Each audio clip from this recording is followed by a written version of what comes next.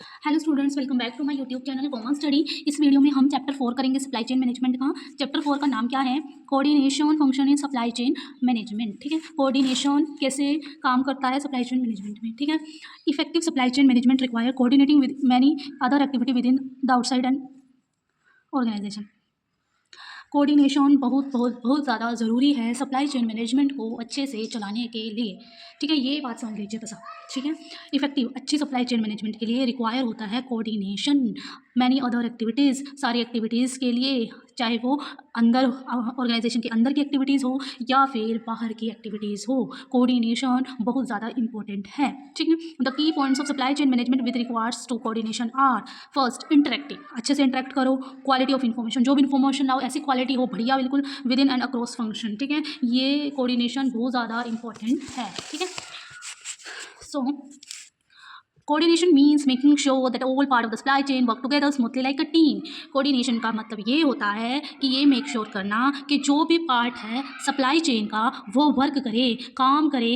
ठीक है, एक साथ, ठीक है, स्मूथली लाइक अ टीम, एक टीम में कोऑर्डिनेशन से अच्छे से काम करे। ठीक है, importance of coordination function in supply chain management, क्या ज़रूरी है, क्या इंपॉर्टेंस है भाई कोऑर्डिनेशन की सप्लाई चेन मैनेजमेंट में? तो पहला है ऑपरेशनल एफिशिएंसी, जो भी ऑपरेशनल काम करनी है उसकी एफिशिएंसी को बढ़ाता है कोऑर्डिनेशन। बेटर कस्टमर सर्विस, उससे हम क्या कर सकते हैं, बेटर कस्टमर को सर्विस दे सकते हैं। ऑप्टिमल रिसोर्स यूटिलाइजेशन, सारी रिसोर्सेज को अच्छे से यूटिलाइज मतलब यूज़ कर सकते हैं। मीटिंग कस्टमर डिमांड, कस्टमर की क्या डिमांड है उसको भी पता लगा सकते हैं मीट करके। इन्वेंट्री को अच्छे से मैनेज कर सकते हैं कोऑर्डिनेशन के द्वारा। फ्लेक्सिबिलिटी, फ्लेक्सिबल बना सकते हैं कि अगर कोई चेंजेस की ज़रूरत है तो हम उसको चेंज कर सकते हैं, फ्लेक्सिबल है। कॉस्ट रिडक्शन, कॉस्ट को रिड्यूस भी कर सकते हैं इसकी हेल्प से, कोऑर्डिनेशन की हेल्प से। बेटर ट्रांसपोर्टेशन एंड लॉजिस्टिक, अच्छी ट्रांसपोर्टेशन और लॉजिस्टिक्स दे सकते हैं। कंसिस्टेंट स्टैंडर्ड दे सकते हैं। यूनिटी ऑफ डायरेक्शन, एक यूनिटी हो कोऑर्डिनेशन की वजह से क्या होगी, सप्लाई चेन मैनेजमेंट की जितनी भी टीम है इसमें क्या होगी, यूनिटी होगी, जिससे उन्हें एक डायरेक्शन मिलेगी। बेटर पार्टनरशिप, अगर कोऑर्डिनेशन अच्छा है तो पार्टनरशिप भी अच्छी होगी। स्ट्रेटेजिक प्लानिंग, तो वो प्लानिंग भी अच्छे से कर पाएंगे।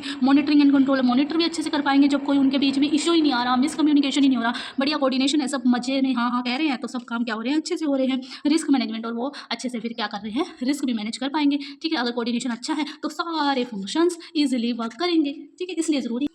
उसके बाद बात आ जाती है inter functional coordination. Inter functional coordination क्या होता है? ठीक है, inter functional coordination refers to the alignment and collaboration between different internal department with in a company.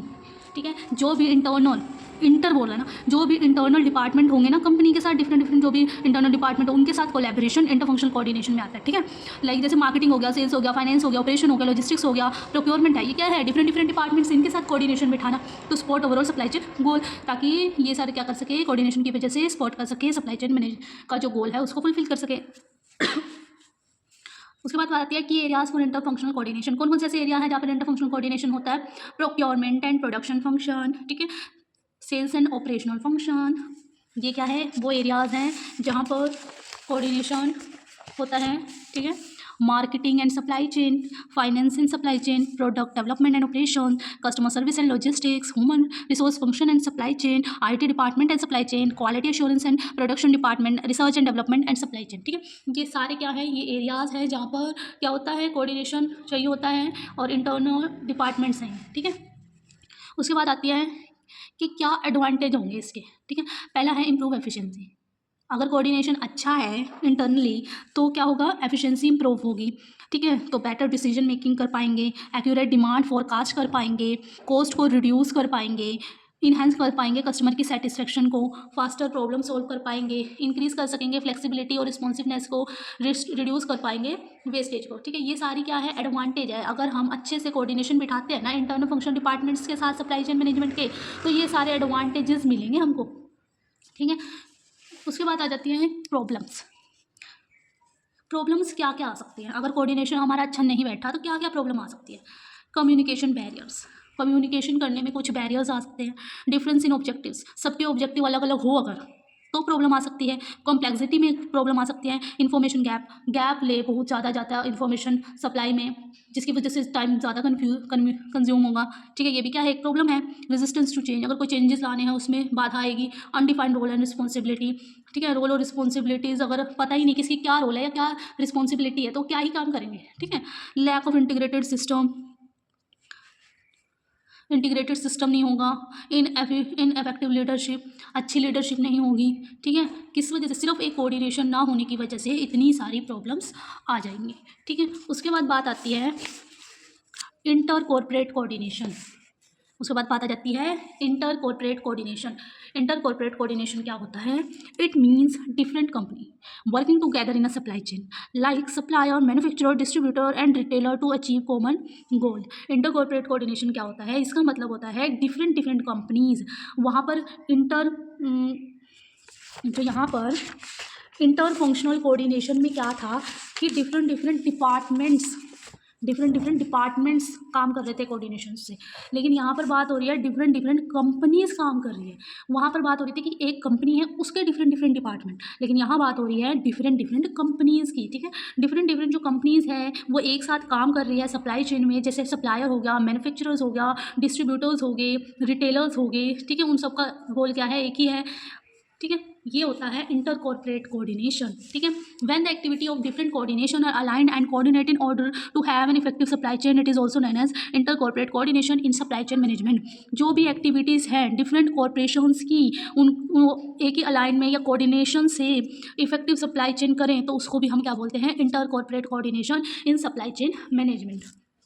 उसके बाद आ जाती है कौन कौन से ऐसे पार्टनर हैं जो इन्वॉल्व होते हैं इसमें। तो पहला है जैसे सप्लायर्स हो गए, प्रोड्यूसर्स या मैन्युफैक्चरर्स हो गए, डिस्ट्रीब्यूटर्स, होलसेलर्स, रिटेलर्स, कस्टमर्स, ये क्या है? पार्टनर्स हैं जो भी इन्वॉल्व होते हैं।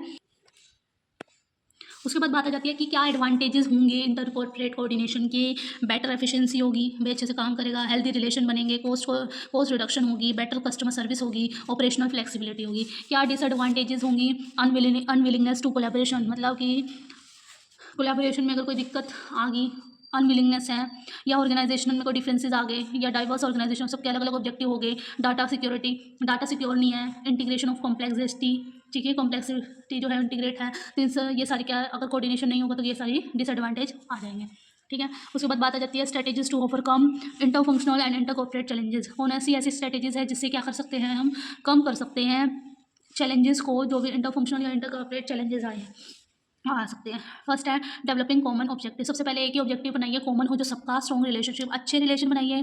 Transparency and clear communication, transparent communication रखिए, क्लियर रखिए, कोई भी मिसबिहेव या मिसलीडिंग नहीं चलेगी किसी भी इन्फॉर्मेशन या कम्युनिकेशन में, बिल्कुल क्लियर रखिए communication. Uniform process and procedure, uniformly रखिए, मतलब पूरा step by step process procedure बिल्कुल फॉलो करें, ठीक है। टेक्नोलॉजी एम्फेसिस, टेक्नोलॉजी का यूज़ करें और रिव्यूज़ लें, जिससे क्या हो, ये क्या है? स्ट्रेटेजीज हैं जिनसे ये क्या करें, चैलेंजेस को हम ओवरकम कर सकते हैं, ठीक है।